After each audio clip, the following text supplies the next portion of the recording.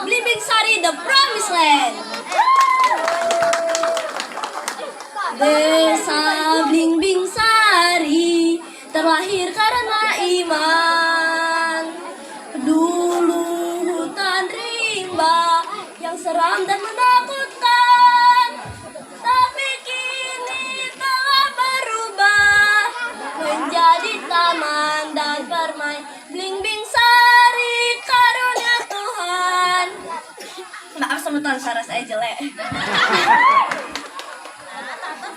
Nah, demikianlah penggalan syair lagu yang digubah oleh pendeta Inyaman Yohanes sebagai benang merah terbentuknya desa Blimbing Sari. Nah, siapa sih di sini yang nggak tahu desa Blimbing Sari? Desa Blimbing Sari merupakan sebuah desa yang terletak di kawasan Bali Barat, tepatnya di Kabupaten Jembrana, Kecamatan Melaya. Desa Blimbing Sari sangat unik dan terkenal dengan mayoritas penduduknya yang menganut agama Kristen. Walaupun berpenduduk Kristen, namun adat dan budaya Balinya masih sangat kental. Lahirnya gereja di Bali tidak terlepas dari perjuangan para leluhur dan kakek buyut kita. Apalagi Bali yang disebut dengan Pulau Dewata dengan mayoritas penduduknya beragama Hindu. Hal ini telah membuktikan bahwa masuknya agama Kristen ke Bali tidaklah mudah. Lahirnya gereja di Bali bermula dari kedatangan Chang Tohang. Di sini ada yang tahu nggak Chang Tohang itu siapa? Chang Tohang adalah seorang yang menjadi utusan dari Christian Missionary Alliance atau CMA. Beliau ini merupakan utusan dari perkumpulan orang Kristen di Amerika Serikat yang merasa terpanggil untuk memberitakan Injil ke seluruh penjuru dunia. Salah satunya adalah Bali. Sangat mulia, bukan?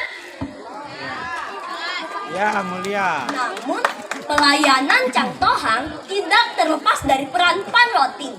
Karena melalui Panloting, Chang Tohang dapat bertemu dengan orang-orang Bali yang kemudian menerima baptisan. Panloting adalah seorang guru mistik di Bali. Ia memiliki kegemaran untuk mencari hal-hal baru yang dapat memuaskan hatinya. Panloting ini sering membeli buku-buku Kristiani, hingga ia menemukan buku Injil Lukas yang sangat membuatnya tertarik dan menyukai buku itu. Namun, Panloting tidak mengetahui arti dari buku tersebut, sehingga ia hanya menyimpan buku itu. Pada akhir tahun 1930, Chang Tohang mendatangi kota Denpasar dan menetap di Wangaya. Terjadilah pembicaraan agama dan Injil Lukas antara Panloting dan Chang Tohang, yang membuat Panloting semakin tertarik dengan ajaran agama melalui Chang Tohang.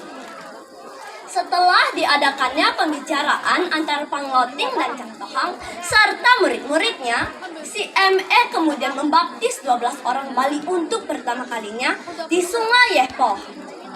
Kemudian, Chang Tohang melanjutkan perjalanannya ke desa-desa lainnya, yang membuat dibaptisnya 113 orang di Denpasar. Semakin berjalannya waktu, orang yang menganut agama Kristen pun semakin banyak, hingga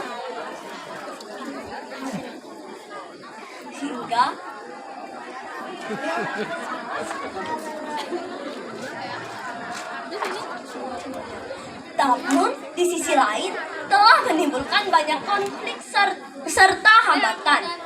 Orang-orang Hindu di Bali sangat fanatik dan membenci saudara-saudara mereka yang telah percaya kepada kekristenan. Naasnya, orang-orang Kristen dianiaya oleh warga lainnya, dipukuli, dicaci, harta benda dirusak, dan lain sebagainya. Namun mereka tidak pernah putus asa. Mereka tetap memikul salib yang sangat berat yang telah mereka percayai. Semakin berjalannya waktu, masyarakat yang menganut agama Kristen pun semakin banyak. Sehingga muncullah beberapa argumen orang yang sepakat untuk membuat perkampungan Kristen yang baru, aman, dan nyaman bagi penduduknya. Menurut pemerintah, hal ini adalah yang terbaik. Namun, gereja dan Zending keberatan. Menurut mereka, pembentukan sebuah kampung Kristen bertentangan dengan prinsip dasar yang menjadi titik tolak pekerjaan Zending di Bali. Namun, perpindahan ke Blimbing Sari juga memiliki pertimbangan lainnya, yaitu untuk kepentingan ekonomi serta kebutuhan akan lahan yang bisa diolah dan digarap.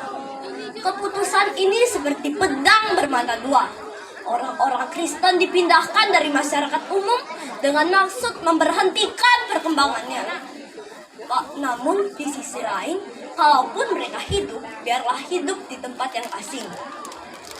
Hingga terjadi pertemuan antara pemuka Bali Hindu dengan orang Bali Kristen yang berlangsung di Abean Base. Pada saat itu terjadi percakapan yang cukup berat sehingga sempat terjadi perbincangan antara residen Bali Lombok dengan orang-orang Bali Kristen. Nah, kira-kira demikian. Apa Bani rekan yang kejang mati agama Kristen? Tanya residen Bali dan Lombok. Bani, jawab orang-orang Kristen yang hadir dengan serentak. Dengan tekad yang sangat kuat serta iman yang teguh dari para leluhur, rapat menghasilkan keputusan bahwa orang-orang Kristen harus dipindahkan ke hutan paling angker di Bali, yaitu Alas Jeke. Pemerintah mengutus beberapa orang untuk menyelidiki tanah di Bali Barat tersebut. Beberapa di antaranya adalah Peka Luhartini, Inyoman Regik, dan Mas Renggo. Mereka berjalan ke arah Melaya. Sesampainya di Melaya, mereka melanjutkan perjalanannya ke arah utara, kurang lebih 6 km. Mereka memasuki wilayah hutan belantara yang terkenal sangat angker dan banyak binatang buasnya. Setelah ditelusuri, ketiga utusan tersebut merasa cocok untuk membuka lahan tersebut sebagai perkampungan. Kemudian mereka kembali dan melaporkan hasil penelusuran mereka kepada para pemimpin gereja di Denpasar.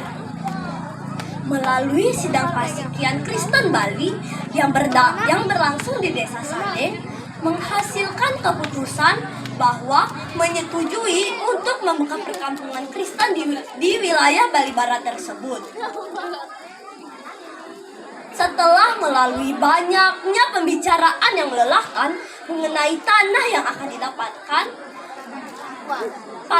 pada tanggal 30 November 1939, berangkat angkatan pertama Belum bersama keluarga sejumlah 30 orang.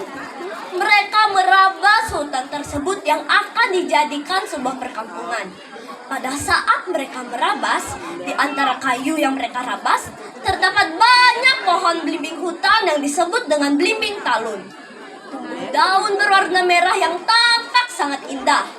Dari pohon inilah desa indah dan asri diberi nama Desa Blimbing Sari. Nah, Desa Blimbing Sari ini jika dilihat dari atas menggunakan kamera, jalannya berbentuk salib, di mana dari arah utara ke selatan dibuatkan jalan panjang dengan maksud tubuh Yesus Kristus dari kepala hingga kaki tersalibkan. Sementara itu, dari arah barat ke timur dibuatkan jalan yang lebih pendek dengan maksud tangan Yesus Kristus yang terpaku pada kayu salib.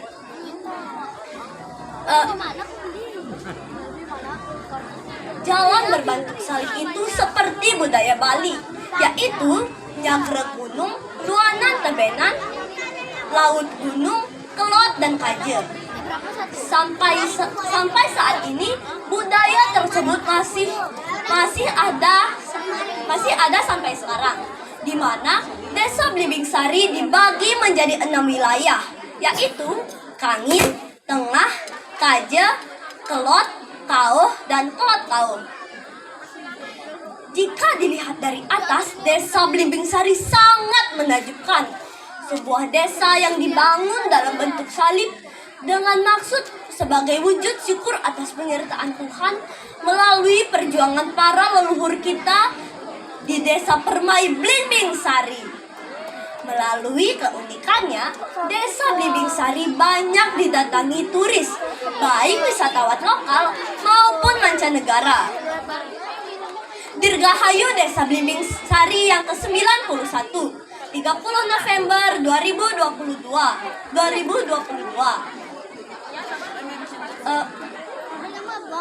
Dumugi state Ajeklan Rahayu, Ngungkung Semarpura, Kirang langkung titiang nunas ampura.